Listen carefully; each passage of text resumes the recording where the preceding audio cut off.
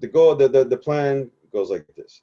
First thing we're going to do is we're going to engage the youth, right? We know that if we hook the youth with something that's good for them, then the parents will be hooked. Why wouldn't they be, right? They'll get on board, and it has to be so attractive that, and beneficial, I guess is the real word, that parents are going to be compelled. Well, actually, let's put it this way: if the kids are so attracted to it, they're not going to want to leave it for anything else. They're not going to want to. They're not going to get bored with it. They're not going to, give their parents any cause for taking them out of the program. And we know for a fact, this is from years of teaching, working, coaching, and everything in Inglewood, that soccer is the sport of choice. It's, it's healthy, it's good recreation, it builds all kinds of, has all kinds of good character outcomes. Uh, it's team building. It teaches, the kids how to collaborate. There's tons of life lessons that come from playing soccer. But it's just, it's what people are watching Saturday and Sunday at home. A large portion of it, because a large portion of the community in Inglewood is Latino, primarily Mexican and Central American, and what they love is soccer, right? And there's just such a hunger for high quality soccer leagues, soccer teams, soccer coaches here in Inglewood and in the neighboring cities here in the South Bay, because it's poorly funded, uh, non-affiliated, leagues and teams.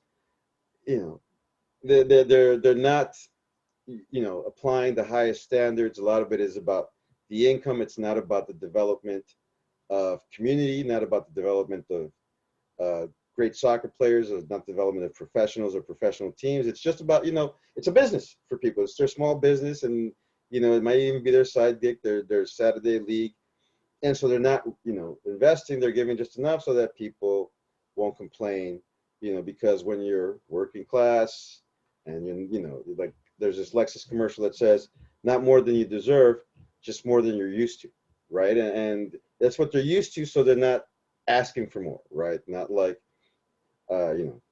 my partner's customers in Santa Monica, they pay $2,600. They expect things to at least look nice, right? And so, and that's the thing. Working class families can't afford to pay $2,600 a year for their kids to play soccer. But let me tell you, if they did, they'd expect a whole lot, right? And so we want to give it to them, right? Because if we give this to the kids and we create a pipeline into professional soccer, which, is very feasible, because these guys that I'm working with have all these relationships in the professional soccer world, not just here in the United States, but overseas as well, especially in Mexico, Central America, South America. And with our partner, Alex, he's not an organization, but he's an individual bigger than all of us. He's now building those bridges in Europe. Sky's the limit. The opportunity is there to build that, right? And so we're going to start a quality soccer league, first class, the equivalent of a farm system for a professional team. We want to do that in the Inglewood Unified School District, starting with, a 7v7 futsal style division, it's going to, if each team has 8 players, because it's 7v7, you have 13 schools, boys, girls, different divisions like grades 2, 3, 4, 5, 6. We've got that all figured out.